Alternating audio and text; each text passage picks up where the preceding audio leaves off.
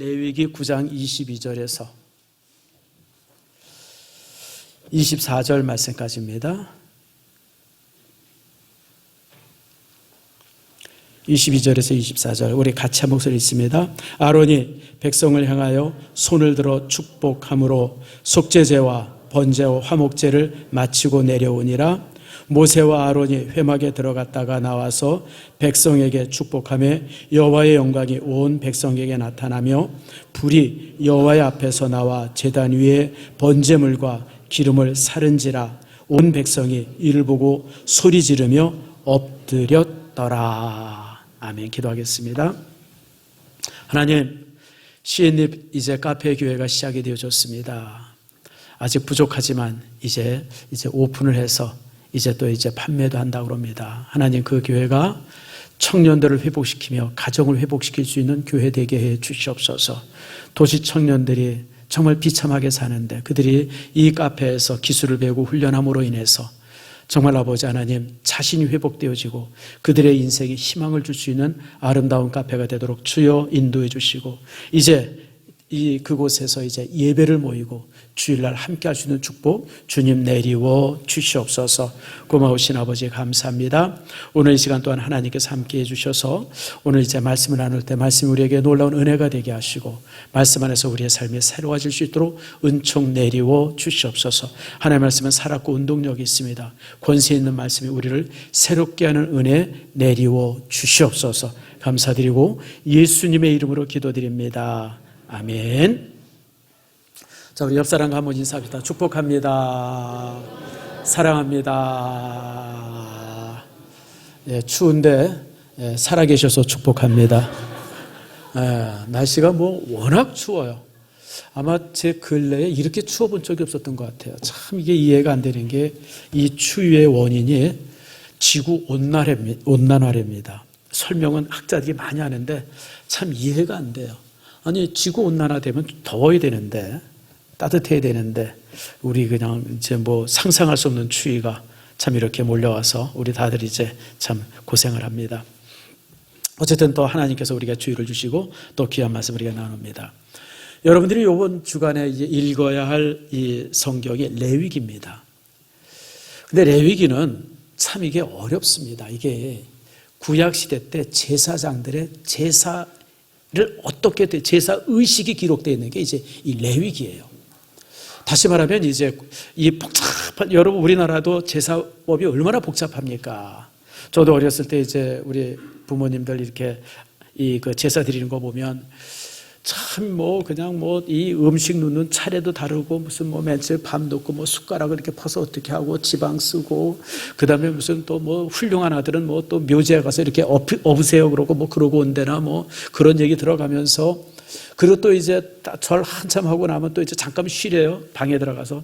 왜 그러냐 그랬더니 귀신이 그때 먹는데나. 그래서 이제 운감한다고 그러죠. 아무튼 우리나라도 제사법이 얼마나 근데 여러분, 살아계신 하나님을 제사하는데, 예배하는데 이 법이 얼마나 복잡하겠어요. 그러다 보니까 우리가 지금 읽어도 뭔 말인 줄 몰라요. 순양, 숫소, 기름진 것, 꼬리, 내장, 각을 뜨고 이게 도대체 뭔 소린가. 그런데 여러분, 참 이게 그래서 참 어렵습니다. 어려움에도 불구하고 이 사실 레위기는 예수 그리스도의 보혈의 피, 십자가를 상징합니다. 십자가를 바라보는 제사입니다. 그래서 우리가 어려운데도 불구하고 읽어야 될 이유가 그래서 그렇다라고 하는 거 여러분 기억하시면서 이제 말씀을 시작합니다. 구약시대 때는 사실은 이제 예배에 대해서 아주 자세하게 기록이 되어 있습니다. 이게 이제 레위기입니다. 시작은 어떻게 하고 또 이제 짐승은 어떻게 잡고 이런 것들이 자세하게 기록이 있어요. 근데 신약에 와서는, 신약시대에 와서는, 신약 성경에 예배를 어떻게 드려라고 하는 규정이 전혀 기록이 안 돼 있습니다. 예배 드렸다라고 하는 말씀은 있어요. 성도들이 함께 모여서 제자들과 함께 모여서 예배 드렸다는 말씀은 있는데 어떻게 예배하느냐? 이거는 성경 안에 기록이 안 돼 있어요. 그래서 예배 드리는 교회마다, 예배 드리는 교단마다 예배 방법이 다 달라요. 들어갔다 나갔다. 어떤 사람은 그래서 우리도 사실은 이제 예배학이라고 그래가지고 저희들이 이제 신대원 다니면서 1년 동안 이제 예배학을 공부를 합니다. 그럴 때마다 아무튼 질문이 참 많고 논쟁이 참 많습니다. 그래서 뭐 이제 예배 시간에 이걸 놓아야 되냐, 빨아야 되냐, 순서는 어떻게 되냐, 이런 거 가지고 굉장히 우리가 좀 논쟁을 많이 하고 논의를 많이 하고 그러는데 이유가 뭐냐면 신약 성경 안에 예배법이 기록이 안 돼 있습니다. 그러다 보니까 우리가 지금 드리는 예배는 초대교회 때부터 드려왔던 2000년 전에 초대교회에서 드려왔던 그 예배 전통이 쭉 지속이 되면서 우리까지 내려왔어요. 그래도 불구하고 중간에 또 바뀌기도 하고 변화되기도 하고 2000년 동안 여러분들 똑바로 내려오는 게 뭐가 있겠어요. 막 그렇게 해서 이제 그렇습니다. 그러면서 이제 우리 나름대로 이제 이제 예배에 대한 어떤 그 원리를 몇 가지 이제 이렇게 만들었어요. 두 가지 원리입니다. 자, 우리 한번 위를 봅시다. 첫 번째가 규제적 원리입니다. 따라합시다. 규제적 원리. 두 번째가 이제 규범적 원리. 저게 뭔 소린가? 다 똑같은 말인데 규제나 규범이나 뭐가 다른가? 신학 공부가 이래요. 똑같은 것 같은데 다르대요. 그러니 여러분들 신학 공부하는 사람들 여러분 불쌍한 사람이에요. 이렇게 같은 것 같은데도 다르고 다른 것 같은데도 같다 그러니까 아무튼 고생을 되게 하면서 웬 내용인데 규제적 원리란 이런 겁니다. 규제적 원리는 성경에서 하라고 그런 것만 한다. 신약 성경에서. 자, 신약 성경에서 예배 때 해야 될 것들이 뭐가 있죠? 여러분, 기도하고 찬송 부르고 또 축도하고 또 성경 읽고 이런 건 성경에 그대로 기록이 돼 있어요. 그러니까 성경에 기록된 것만 한다. 이게 이제 규제적 원리입니다. 이게 이제 장로교가 따르는 원리고 우리 교회가 따르는 원리입니다. 규제적 원리. 그 다음에 이제 규범적 원리라는 게 이게 이제 복잡합니다. 규범적 원리. 규범적 원리는 뭐냐면 성경에서 금한 것만 하지 않고 다 해도 된다. 복잡하죠. 그러니까 여기서부터 이제 혼란스러워요. 그러니까 뭐 이제 내용을 보면 이런 겁니다. 여러분 우리는 성찬식 하게 되어지면 떡과 포도주를 하잖아요. 떡과 포도주. 이게 성찬식의 원리예요. 떡과 포도주. 원래는 떡이 아니고 빵입니다. 빵과 포도주인데 빵이라는 말이 우리나라에 없었습니다. 빵이라는 말은요, 일제시대 때 우리나라에 들어온 말이에요. 빵. 여러분 불어 공부하신 분들, 불어에서 빵을 뭐라 그래요? 팡 그러죠. 그래서 그게 이제 그대로 들어온 겁니다. 그러니까 이게 이제 한 20, 30년 전에 번역을 해야 되는데 브레드라는 말을 빵이라고 번역했는데 우리나라 말에 빵이 없는 거예요. 그래서 떡병자를 써서 떡이라고 그랬어요. 그러니까 사실은 성찬식은 떡과 포도주가 아니라 빵과 포도주예요. 근데 이게 너무 오랫동안 고착화되니까 이거 아직 고치지를 못하는 거예요. 그래서 지금도 우리는 떡과 포도주라고 그러는데 사실을 정확히 번역하면 빵과 포도주입니다. 우리나라의 고대시대 때, 이 조선시대 때문에 우리나라에 빵이 없었어요. 빵은 이제 일제시대 때 우리나라에 들어온 거예요. 그래서 이제 빵이라고 불려진 겁니다.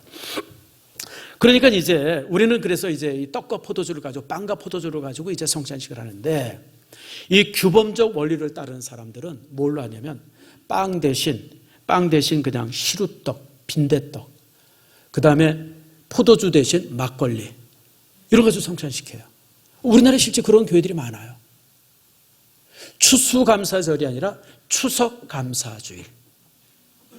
그리고 사물놀이 합니다. 사물놀이가 뭔지 아시죠? 사물, 꽹가리, 그 다음에 피리, 또 아쟁입니까? 해금이죠, 해금. 그 다음에 또 이제 장고. 이게 이제 사물인데 그거 가지고 또 이제 주일날 사물놀이 하고. 그러면 이제 정신이 없죠. 근데 이제 우리가 그걸 바라볼 때, 이게 뭐 교회가 무슨 이런 교회가 다 있나. 우리는 보통 이제 그렇게 생각을 하는데 사실 이분들은 예배 형태를 규범적 원리 속에서 예배를 만들기 때문에 그래요. 그래서 이제 이게 이제 우리랑 왜 틀리냐면 틀린 게 아니죠. 다른 거예요, 다른 거. 우리는 규제적 원리라서 우리는 딱 성경에 있는 것만 얘기하고 규범적 원리를 갖는 사람들은 성경에서 금지한 것만 안 하면 된다. 이래가지고 이제 예배 형태를 만들어서 이제 그렇게 되어집니다. 그래서 사실 이 규제적 원리를 따르는 우리들도 이제 고민이 하나 있어요. 그게 뭐냐면 광고입니다. 성경 어디를 살펴봐도 예배 시간에 광고하려는 내용이 없어요. 그래가지고요, 이 규제적 원리를 아주 또 엄격하게 따르는 목사는요, 광고 시간을 예배 마치고 합니다. 축도 마친 다음에 광고합니다. 근데 여러분, 축도 마치면 다 갚버리는데, 근데 광고도 잘 들어야 돼요, 여러분. 광고 잘못 들으면 큰일 나요. 예전에 노아가 광고했잖아요. 하나님이 불 내리는데, 비 내리는데, 물 엄청 내리는데, 우리 방주에 오면 살고 방주에 못 오면 죽는다 광고했는데, 그 광고 안 들은 사람 다 어떻게 됐어요? 성경 어디에 그런 게 있냐? 혹시 그런 분 있을까 싶은데 그냥 우습게 하는 얘기야. 아무튼 그래서 여러분들 우리가 이 광고도 중에서 그래서 광고를 넣어야 되냐 빼야 되느냐 이게 저희들이 예배학 공부할 때 이걸 가지고 한참 뭐 며칠 동안 토의했던 기억이 나요. 근데 이제 우리 교회는 이제 광고를 예배 시간 안에 포함을 시켰어요. 그것도 이제 저는 설교 앞에 포함을 시켰습니다. 왜냐하면 예배 중에 설교가 정점이기 때문에 설교를 마친 다음에 바로 축도하고 끝나야 성도들 가슴 속에 말씀이 남아있지. 광고가 설교 다음에 있으면 광고 듣고 나서 설교를 다 잊어버려요. 광고만 기억해요. 항상 사람들은 마지막만 기억하잖아요. 그래서 이제 우리 교회는 광고를 앞에 놓고 설교 그리고 이제 다음에 바로 축도해서 마치는 그런 예배 형태를 갖습니다. 근데 이게 이제 규제적 원리인데 우리는 그래서 이제 성경 안에 있는 원리를 가지고 이렇게 이제 쭉 진행해서 그렇습니다라고 하는 거 여러분이 아시고요. 혹시나 이제 규범적 원리, 뭐 꽹가리 치고 심지어는 빈대떡이랑 이제 막걸리를 가지고 성찬식 하는 사람 보고 이단이라고 그러지 마세요. 아, 그럴 수도 있겠다. 저 사람들은 그런 원리 속에서 예배를 드리는구나. 이제 여러분들이 그렇게 이해하시면 되겠습니다. 그럼 왜 우리가 이렇게 우리 장로교인들이 이렇게 아주 딱딱하게 규제적 원리 속에서 예배를 드리고 유두리가 전혀 없이 이렇게 하나? 이유는 오늘 우리가 읽은 레위기 때문에 그렇습니다. 레위기 안에 예배 드리는 방법들이 아주 차근차근하게 그리고 철저하게 설명되어지고 있어요. 그래서 그 원리대로 그 규정대로 하나님께서 하시는 대로 그렇게 하자라고 해서 이제 우리는 그 원칙 속에서 이제 이렇게 좀 딱딱하지만 이 예배 형태를 그대로 유지한다라고 하는 걸 기억하시기 바랍니다. 자, 그런데 이제 우리가 이제 왜 예배를 드려야 되느냐 이런 부분부터 우리가 좀 살펴봅니다. 왜 예배를 드려야 될까? 왜 예배를 드려야 될까? 여러분, 고대 시대 때는 하나님께서 인간을 창조하신 바로 그 순간 아담과 하와가 에덴에서 살 때는 예배가 없었어요. 예배가 없었습니다. 그냥 하나님과 인간이 만나서 그냥 대화하면 돼요. 얘기하면 되고. 항상 하나님께서 선을 때 요즘 에덴에 내려오시면 아담과 함께 대화하셨어요. 야, 아담아 잘 있었냐? 오늘 뭐 했냐? 예, 하나님 오늘 제가 과자도 과일도 따먹고 그랬습니다. 내용은 안 나오지만 이제 이런 식으로 이제 자연스러운 교제가 이루어졌어요. 근데 인간이 범죄하고 나서 인간이 죄가 짓고 나서부터 하나님과 이런 관계가 끊어졌어요. 그리고 하나님이 인간을 만날 수 있는 유일한 길은 예배를 통해서만이 만날 수 있어요. 왜냐하면 인간은 죄인이기 때문에 그래요. 다윗이 시편 51편에 고백한 거죠. 우리는 잉태되는 순간부터 죄 속에 있어요. 잉태되는 순간. 태어나서 태 안에서 자라는 그것이 아니라 그냥 잉태되는 순간부터 우리는 죄 안에 있어요. 그래서 다윗이 뭐라고 시편 51편에 합니까? 내가 죄악 중에 잉태되었으며. 이게 인간의 실상이에요. 그러니까 인간은 죄악 중에서 잉태되어지고 죄악 중에서 이제 자라나게 되어지고 성장하면서 죄 안에서 자라기 때문에 도저히 하나님을 아담처럼 하나님과 이렇게 대화할 수 있는 그런 모습이 아니에요. 예배를 통해서만이 우리가 하나님과 대화가 되어져요. 만날 수 있어요. 그런데 여러분 우리가 지금 이렇게 드리는 예배가요. 우리는 그냥 이렇게 예배를 드리지만 이 모든 예배를 가능케 하는 그 기반이 있습니다. 그게 바로 예수 그리스도의 십자가입니다. 예수님께서 십자가에서 흘리신 보혈의 피로 인해서 우리가 깨끗이 되어졌고 깨끗이 씻겨졌기 때문에 오늘 우리가 하나님을 만나서 기도하고 예배하고 찬송할 수 있는 거예요. 아멘 하세요? 여러분 이게 굉장히 중요한 예배 원리입니다. 예배가 무엇이냐? 우리가 하나님을 만나는 게 예배인데 예배의 기본이 예수 그리스도의 십자가예요. 그분의 십자가가 없었다면 우리는 하나님을 이렇게 만나서 대화하거나 기도하거나 주의 말씀을 들을 수가 없어요. 그래서 여러분들 모든 예배는 예수 그리스도의 피에 근거한다. 주님께서 십자가에서 흘리신 그 피로 인해서 우리가 예배드린다. 그래서 우리가 하나님 앞에 기도할 수 있어요. 하나님 앞에 요구할 수 있어요. 하나님의 말씀을 들을 수 있고 우리가 또 헌금도 드릴 수 있고 이런 모든 것이 그리스도의 십자가로서만 가능해요. 자, 여기에 문제가 있어요. 그럼 구약의 성도들은 어떻게 돼요? 다윗이 예수님 알았을까요? 몰랐을까요? 모세는 알았을까요? 몰랐을까요? 여러분 구약 성경 어디에 봐도 예수님이 예수님이라고 하는 그분을 아는 성도들은 한 명도 없었어요. 아브라함도 몰랐고, 솔로몬도 몰랐고, 심지어는 선지자 이사야나 예레미야나 에스겔, 다니엘 아무도 예수님의 존재를 몰랐어요, 여러분들. 그러면 여러분, 구원은 오직 예수 그리스도의 피로밖에 구원받을 수가 없는데, 그럼 구약의 성도들은 어떻게 되는 거예요? 다윗 지옥 갔을까요? 아브라함은요? 이사야는?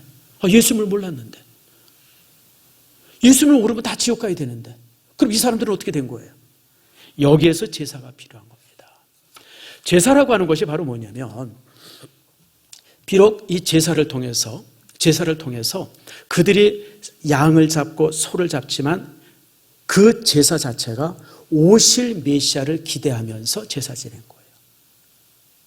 비록 내가 여기서 소가 죽지만, 비록 여기서 지금 양이 죽지만, 양이 죽는 게 아니라 소가 죽는 것이 아니라 오실 메시아, 이후에 오실 메시아가 이 피로 인해서, 그 피로 인해서 우리가 다 씻어짐을 기대하면서 이제 예배 드리게 되어지는 거예요. 그래서 여러분, 우리는 오신 예수님, 우리가 아는 예수님, 우리가 믿는 예수님을 바라보면서 예배하기 때문에 우리는 자유롭게 이렇게 예배할 수 있지만, 구약의 성도들은 그렇지 않았어요. 오실 메시아를 기대하면서 그분을 바라보면서 이제 이 동물을 죽이고 피를 흘리게 하고, 그런 가운데서 제사를. 그래서 여러분, 모든 제사는 피가 필요해요. 혹시 여러분 피비린내 맡아봤어요? 피비린내. 제가 한 20여 년 전에 성지순례를 가가지고 피비린내를 처음 맡아봤어요. 그날이 이제 이 무슬림들, 즉 카이로에 갔었는데, 카이로에 하지라 그래가지고 무슬림 명절이었었어요. 근데 호텔을 딱 나갔는데 정문 앞에서 그냥 비린내가 그냥 막 역겨울 정도로 비린내가 나더라고요. 그래서 야, 이게 뭔가 봤더니 그 호텔 옆에서 사람들이 그때 양을 잡은 거예요. 양을 잡아가지고 이제 그날 이제 절기를 지키나. 야, 그런데 그 피비린내가요, 세상에 난 그렇게 역겨운 줄을 몰랐어요. 야, 이게 이렇게 피비린내가 이렇게 역겹구나. 그때 처음 알았는데, 여러분, 이런 피의 제사가 없이는 제사가 안 되는 거예요. 그래서 모든 제사는 항상 피의 제사예요. 그럼 왜 하나님께서 이렇게 피의 제사를 요구했는가? 여러분, 죄의 삭은 죽음이고요. 그리고 피 흘림 없이는 죄의 용서함이 없기 때문에 그래요. 그러니까 다시 말하면 좀 더 쉽게 얘기합니다. 자, 이제 제사 드려 온 사람이 소를 죽이고 양을 죽이고 염소를 죽여요. 그리고 이제 비둘기를 죽여요. 그런 죽임을 통해서 예수 그리스도의 피 흘림을 바라보는 거예요. 이제 이후에 이제 언젠가 메시아가 오시면 그분의 피로 인해서, 그분으로 인해서 우리가 다 속죄함을 받을 거라는 그런 기대 속에서, 그런 믿음 속에서 그들이 피를 흘린 거예요. 그래서 여러분, 이 레위기는 그런 면에 있어서 우리에게 아주 굉장히 소중한 책이에요. 다시 말하면 레위기의 모든 말씀을 통해서 그리스도의 십자가를 묵상하게 되어져요. 예수님의 십자가를 바라보게 되어지고, 그 피 흘림의 의미를 우리가 깨닫게 돼요. 여러분, 요한복음 1장에 보면 예수님께서 이렇게 오실 때 세례 요한이 예수님 보고 뭐라 그래요? 보아라, 세상 죄를 짊어지고 갈 어린 양이로다 하겠어요. 어린 양이라는 의미가 뭐예요?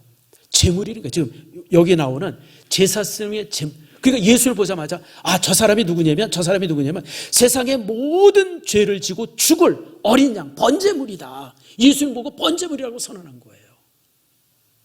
여러분, 세상 죄를 지고 갈 어린 양이로다 했을 때 예수님이 이쁜 양이구나. 그게 아니에요, 여러분들. 번제물이에요. 곧 죽여서 피 흘려서 불에 타서 없어질 그런 번제물이라는 거예요, 예수님 보고. 세례 요한이 예수님을 그렇게 불렀어요. 그래서 여러분들, 그 말씀과 본문의 말씀 속에서 여러분들이 꼭 기억해야 할 것은, 우리 죄는 무엇으로 용서받아요? 그리스도의 십자가의 피 흘리면서 용서받는 거예요. 그리고 오늘 우리가 예배를 바로 예수님의 십자가의 보혈의 피에 의지해서 우리가 지금 예배 드리는 거예요. 예수님의 보혈의 피가 없어요. 우리는 지금 예배 못 드릴 수가 없어요. 그러나 구약의 성도들은 오실 예수님, 오실 메시아를 바라보면서, 세상의 모든 죄를 짊어지고 갈 오실 메시아를 바라보면서 피의 제사를 드린 거예요. 그래서 여러분들, 구약의 성도들은요, 예배 드릴 때마다, 예배는 하나님을 만남인데, 하나님과 만날 때마다 구약의 성도들은 피해 제사를 드렸어요. 자, 조금 이따 이제 여러분들에게 이제 한번 좀 설명해 드릴 텐데, 자, 신명기서 16장 16절 말씀 우리 한번 같이 읽어봅시다. 시작. 너희 가운데 모든 남자는 1년에 3번 곧 무교절과 칠칠절과 초막절에 내 하나님 여호와께서 택하신 곳에서 여호와를 배웁되 빈손으로 여호와를 배웁지 말고. 여러분, 구약 성도는 1년에 예배 딱 3번만 드렸어요. 첫 번째가 무교절. 무교절은 다른 말로 말하면 6월절입니다. 두 번째 칠칠절. 칠절은 뭐냐면 맥주 감사주일입니다. 그리고 세 번째가 초막절. 초막절은 뭐냐면 추수감사주일입니다. 3번만 예배 드렸어요. 좋았겠다. 우린 그냥 1년에 쉬운 2번 드리는데, 그리고 또 오후 예배까지 드리면 그냥 100번 드리는데, 그래도 새벽 예배 나오고 수예배 나오면 한 200번, 300번 드리는데, 구약의 성도들은 얼마나 좋았을까. 구약에 태어나고 싶으신 분. 근데 여러분, 구약의 성도들은 예배 드릴 때마다 피해 제사를 드려야 돼요. 우린 예배가 아무리 길어도 1시간 15분이면 되잖아요. 1시간 15분이면 아무리 길어도 다 끝나는데, 구약시대 성도들은 예배를 드리면 하루 종일 걸렸어요. 그리고 여러분, 그게 시간만 하루 종일이지만, 만약에 이제 갈릴리에서 사는 사람이 있다 그러면 갈릴리에서부터 번제물을 가지고 이제 예루살렘까지 와야 되는데, 그 거리가요, 그냥 이 짐 지고 가족들 데려오고 이러고 그러면요, 이게 4, 5일씩 걸렸어요. 특별히 갈릴리 위쪽에 저기 단이라고 하는 곳이 있어요. 단이라고 하는 도시가 있는데, 성지순례 가면 꼭 가는 곳이, 갈릴리 맨 끝에 가면 단이라고 하는 도시인데, 거기서부터 예루살렘까지 오려면 거의 열흘 가까이 걸렸어요. 재물 가지고 열흘 가까이 와서 예배드리고 또 열흘 가까이 가야 돼요, 여러분들. 그런 여러분들, 구약시대 때 성도들이 1년에 3번 예배드린다 그래서 여러분 좋아할 것 없어요. 우리가 훨씬 감사하고 편한 거예요. 아멘 하세요? 여러분, 우리가 예수 그리스도의 피로 이미 우리는 구원받았기 때문에 그래요. 그러니까 그 당시 구약 성도들은 하나님을 만나러 올 때마다 피해 제사를 드려야 되는 거예요. 왜냐하면 피 없이는 죄사함이 없기 때문에 그래요. 피 없이는 죄사함이 없어요. 피로 인해서 죄사함을 받고 그 죄사함을 받아야만이 하나님을 만날 수 있기 때문에, 하나님께 기도할 수 있고 하나님의 축복을 받을 수 있기 때문에 모든 시간마다 이렇게 피해 제사를 드리고 하나님 앞에 섰다고 하는 거예요. 그래서 여러분들, 우리가 구약의 이 신명기서를, 특별히 레위기서를 우리가 읽으면서, 구약의 성도들은 굉장히 힘들게 신앙생활했구나. 그리고 우리가 정말 이렇게 오신 메시아를 바라본다고 하는 것이 얼마나 감사한가. 그러니까 다윗이 그렇게 오실 메시아를 바라보면서 제사를 드리지만, 얼마나 참 이렇게 좀 이렇게 그냥 좀 나름대로 확신이 없었겠어요. 그래서 여러분, 그래서 우리가 이 시대를 산다고 하는 것이 참 얼마나 감사한가, 이런 부분들 여러분 기억하시길 바랍니다. 그래서 여러분들, 오늘 이제 이 본문의 말씀을 통해서 그러면 이제 구약의 성도들이 어떻게 예배를 드렸는가, 하나님께서 어떻게 예배하게 했는가라고 하는 거 우리가 이제 하나하나 살펴봅니다. 자, 성전은 어떻게 생겼냐면요, 여러분 이게 이제 잘 아실 텐데 한번 제가 좀 성막을 설명해 드립니다. 이게 모세가 광야에서 세운 성막의 모형입니다. 저렇게 세웠습니다. 크지 않아요. 이 벽의 길이가 한 25m 정도? 그렇게 크지 않습니다. 왜냐하면, 그리고 또 천막으로 지었어요. 왜 천막으로 지었냐면 이동해야 되기 때문에. 그렇게 크지 않았어요. 그래서 이제 이렇게 벽이 있고요. 그리고 이제 딱 들어가자마자 마당인데, 거기 갔다가 바깥마당이라고 합니다. 거기에 이제 번제단이 있습니다. 거기서 이제 제사를 드리고, 그 다음이 이제 물두멍입니다. 제사장이 성소에 들어가기 위해서 손을 닦는 곳. 이제 일종의 세숫대야입니다. 세숫대야가 하나 있어요. 놋세숫대야입니다.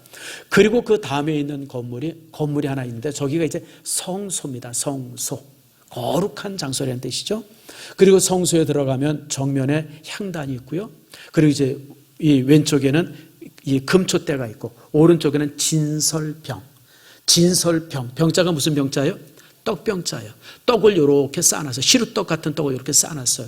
진설했다 그래서 진설병이에요. 떡을 놔두고 예수 그리스도의 몸을 상징합니다.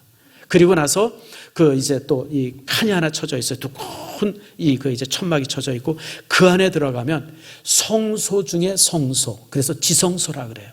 그곳에는 이제 법궤가 들어 있습니다. 그렇게 이제 거기에 이제 이게 성전의 모습이고요. 그리고 이게 뭐냐면 이제 번제단이 이렇게 돼 있습니다. 옆에 이렇게 뾰쭉 나온 거 있죠? 그걸 다 번제단의 뿔이라고 그럽니다. 뿔. 그리고 이제 옆에 장대가 하나 꽂혀져 있죠? 이사 다닐 때마다 수시로 옮길 수 있도록 이렇게 이제 이렇게 들 수 있는 그런 게 있고, 그 다음에 석쇠처럼 있는데 그 석쇠 위에다가 장작을 얹고 그 위에 이 동물을 얹어서 이제 불에 태워서 번제의 제사를 드립니다. 이게 이제 구약시대 때 이제 어떤 제사의 모습입니다. 그러니 여러분들 이게 참 쉽지가 않았어요. 자, 어떻게 쉽지 않았냐면 오늘 레위기 1장을 통해서 하나하나 보겠습니다. 레위기 1장 3절 말씀 한번 봅시다. 2절 말씀부터 보죠. 이스라엘 자손에게 말하 이르되 너희 중에 누구든지 여호와께 예물을 드리려거든 가축 중에서 소나 양으로 예물을 드릴지니라. 그 예물이 소의 번제이며 흠없는 수컷으로 회막문에서 여호와 앞에 기쁘게 받으시도록 드릴지니라. 4절 그는, 이게 무슨 뜻이냐면 제사를 드릴 때, 모든 제사를 드릴 때 본인이 직접 나와서 제사를 드려야 된다는 거예요. 대리로 드릴 수 있는 제사는 없어요. 왕이라 할지라도, 그리고 선지자라 할지라도, 무슨 대단한 권력을 가지고 있는 사람이라도 제사를 드리면 항상 본인이 나와서만이 제사를 드릴 수 있어요. 다윗도 제사를 드리려면 본인이 직접 왕궁에서 나와서 성막에 가서 직접 예배를 드렸어요. 솔로몬이라 할지라도, 대단한 권세를 가지고 있는 솔로몬이라 할지라도 1000번째 드릴 때 저가 직접 성전에 와서 예배를 드렸어요. 여러분들, 예배는 대리로 드리지 못합니다. 내가 직접 성전에 나와야 돼요. 요즘에 이제 코로나로 인해서 영상 예배가 이제 많이 드려지죠. 저희 교회도 우리 부목사님들과 같이 이제 의논한 내용인데 2부, 3부, 4부가 이제 영상으로 예배를 드려져요. 그래서 이걸 언제까지 계속해야 되나 참 고민이 많아요. 이 영상 예배를 언제까지 해야 되나, 폐지를 해야 되나. 그리고 이렇게 보니까 모든 예배 때마다 한 20명씩 들어와서 예배를 드려요. 그러니까 2부, 3부, 4부까지 하니까 한 몇 가정 들어와요? 60가정에서 100가정 정도가 항상 매주일마다 예배를 드려요. 그러니까 이걸 없애버릴 수도 없고, 없으면 그 60가정이 교회 나오면 참 좋은데 60가정이 아예 예배를 안 드려버릴까봐 그래가지고 그냥 지금도 이제 영상으로 이제 아직 계속해서 이제 송출하고 있어요. 근데 여러분, 솔직하게 얘기할게요. 영상 예배는 전 가짜 예배입니다. 진짜 예배를 드리려면 우리가 성전 안에 나와야 됩니다. 이곳에서 나와서 여기서 예배를 드려야 이게 참 예배입니다. 다시 말하면 영상 예배는 비상시국의 예배입니다. 비상시국. 그러니까 이 상식적인 예배가 아니고 비상시 할 수 없이 드려지는 게 영상 예배지. 여러분이 교회에 올 수 있음에도 불구하고, 충분히 교회 나올 수 있음에도 불구하고 그냥 귀찮아서 그냥 집에서 예배 드리자, 그렇게 예배한다고 여러분은 잘못하는 거예요. 차가 없다든지 이렇게 함께 할 수 있는 도저히 상황이 안 된다든지, 병이 났다든지, 어떤 이유가 있어서 집에서 이제 TV를 통해서나 휴대폰을 통해서 예배 드릴 수 있지만 그것은 비상예배예요. 비상예배. 상식적인 예배가 아니에요. 그래서 항상 예배는 어떻게 된다? 내가 나와야 된다. 이게 첫 번째예요. 두 번째로는 예배 드릴 때, 다시 한번 신명기서 16장 16절을 봅시다. 예배 드릴 때 빈손 들고 여호와를 뵙지 말고 모든 예배 때마다 예물이 있어야 된다라고 하는 거예요. 아무것도 안 가지고 예배 드린다라고 하는 것은 그건 잘못된 거예요. 그래서 항상 예배할 때는 항상 예물을 드려야 된다. 모든 예배는 예물이 있어야 된다라고 하는 거예요. 우리는요, 주일 낮에만 이렇게 헌금 시간을 갖지만 미국에 있는 이 덴마크라든지 네덜란드 이런 데 개혁교회들은요, 수요일 날 예배 드려도 헌금을 합니다. 수요일 날도 헌금합니다. 모든 예배 때마다 항상 헌금 시간이 있습니다.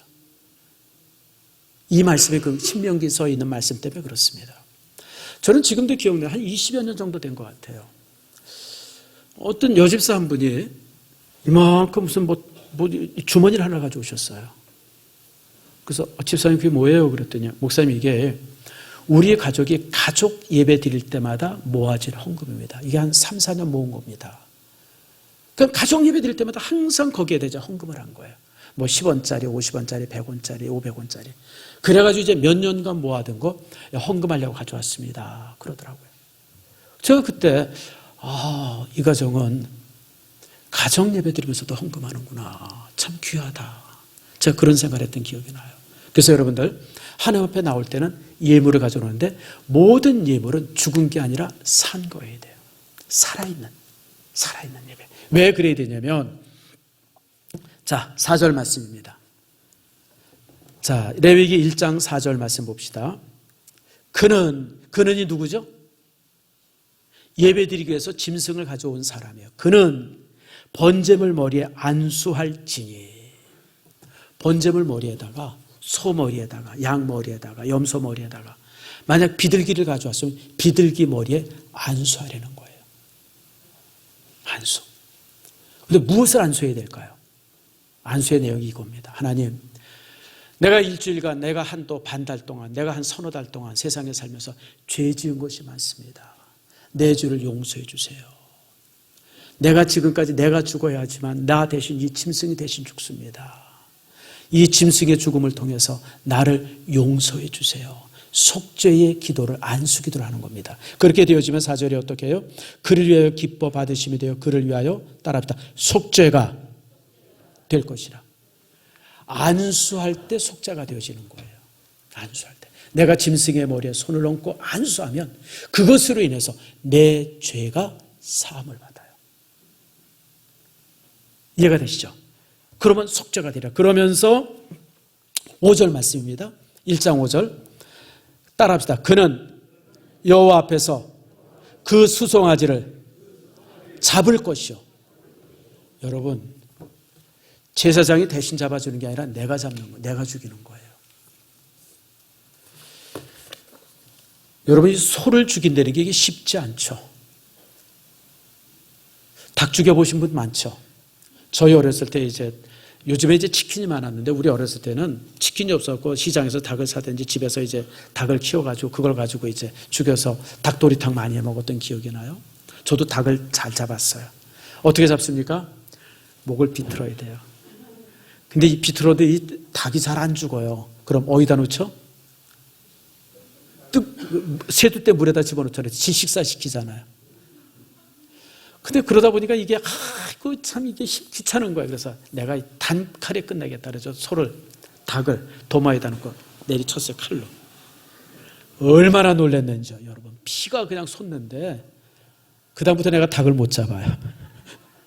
그때 하도 놀라가지고 여러분, 그런데 구약시대 성도들은 자기가 직접 죽였어요.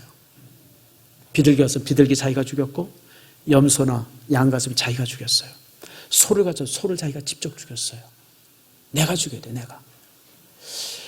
여기서 우리가 또한 기억해야 할 것은 여러분, 제사를 드리거나 예배를 할 때 우리는 구경꾼이 아니라고 하는 거예요. 옛날에는 우리가 예배 드린다가 아니라 예배 본다라는 말 참 많이 썼어요. 예배 본다, 예배 본다. 본다는 말이 뭐예요? 구경한다는 거 아니에요. 구경한다. 여러분, 예배 시간에는 구경꾼이 없어요, 여러분들. 모든 예배는 참여한 성도 한 사람 한 사람이 주인공이에요. 여러분들이 주인공이에요. 목사인 나는 뭐냐?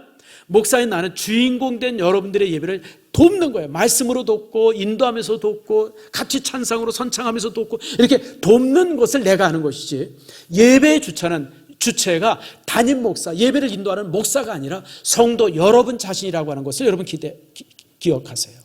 그러니까 그 당시 제사도 마찬가지예요. 제사장은 성도가 와서 안수하고 성도가 와서 이렇게 이 소를 죽이고 각을 뜨고 이런 것들을 옆에서 돕는 일을 제사장이 한 것이지, 야, 너 가만히 있어, 내가 대신 안수할게, 너 가만히 있어, 내가 소 죽일게, 너 가만히 있어, 내가 다 할게. 여러분, 그러지 않았어요. 모든 일들은 누가 해요? 내가 직접 하는 거예요. 그래서 여러분들 예배에 적극 참여자들이 돼야 됩니다. 제가 이렇게 성도들을 바라보면 구경하는 사람들이 있어요.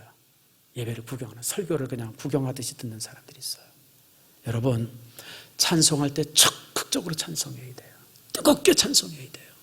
찬양대 찬양을 할 때도 정말 아멘으로 화답해야 되고, 목사가 설교할 때도 아멘으로 화답하고, 그냥 이 예배의 주인공이 내가 돼야 돼요. 하나님께서 지금 나 한 사람의 예배를 받으신다고 그런 마음을 가지고 예배 드려야지, 그냥 가만히 묻혀서 구경꾼처럼 그렇게 예배하는 것은 잘못된 예배예요. 예배의 주체는 내가 돼야 된다고 하는 사실, 여러분 기억하세요. 그래서 여러분들, 오늘 이 말씀을 통해서 우리가 알 수 있는 것은, 예배는 내가 어떻게 직접 나와야 된다 그러는 거예요. 대리 예배란 없어요.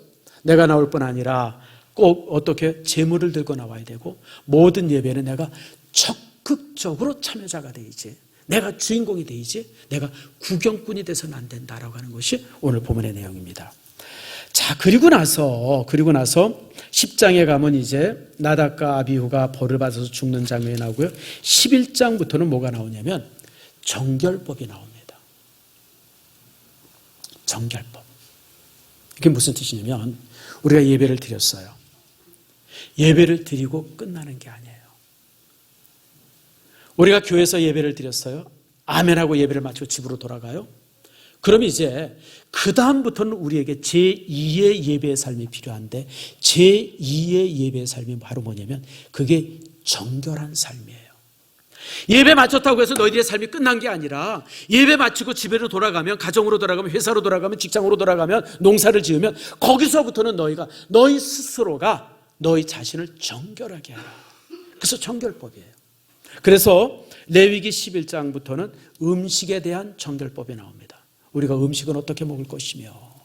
그래서 여러분, 유대인들이 먹는 코셔라고 하는 음식이 있어요. 유대인이 먹는 코셔라고 하는 음식이 바로 이제 이 11장에 나오는 이 정결법에 대한 음식입니다. 무슬림들이 먹는 할랄 음식이라고 있어요. 그게 바로 레위기 11장의 음식 규례입니다. 그래서 여러분, 이 무슬림들이 먹는 할랄이나 유대인들이 먹는 코셔나 음식이 똑같습니다. 똑같은 음식인데, 코셔는 유대인 랍비가 검증한 거고, 할랄은 무슬림의 이맘이 확인한 거예요. 그것만 다르지 내용은 똑같습니다. 그러니까 이 레위기 11장에 나오는 이 정결, 이 음식 규례, 그러니까 무슨 이렇게 특별히 육식은 하되, 이제 예를 들면 이런 겁니다. 육식은 하되 채식하는 동물만 육식해라. 다시 말하면 쌓아놓은 동물들, 사자나 호랑이나 이런 거 못 먹게 했어요. 채식하는 동물만. 근데 지금도 보면요, 여러분, 육식하는 동물들은 그렇게 병균들이 많답니다. 이런 거 저런 거. 그래서 사실은 고대 시대 때 의학법이 없었잖아요. 그러니까 그런 거 먹으면 이제 병 걸리고 그러니까 그런 거 못 먹게 하고. 그 다음에 이제 이 고기를 먹을 때 피는 다 빼고 먹어라. 피채 먹지 못하게 했어요. 참 그것도 굉장히 다른 책에 보니까 이게 피를 뺄 때 이 피 속에 그런 병균들이, 나쁜 것들이 많은데 그런 것들이 다 쏟아지면서 이제 고기가 더 좋아진다고 그러죠. 그 다음에 또 이제 무슨 여러 가지 이렇게 이 어류를 먹을 때도 비늘 있는 것만 먹어라. 실제 여러분, 어류들 중에서 비늘 있는 고기는 나쁜 고기가 없답니다. 비늘 없는 고기들이 종종 독을 가지고 있다 그래요. 무슨 낙지, 여러분, 낙지도 멀쩡한 낙지들이 있지만 어떤 낙지는요, 청산가리 독을 가지고 있는 낙지들이 있어요. 보고 같은 고기 비늘 없잖아요. 실제 그래서 비늘 없는 고기들이 그런 어떤 독을 가지고 있는 고기들이 많대요. 그래서 그런 것들 일절 먹지 말아라. 그래서 이제 음식 정결 규례예요.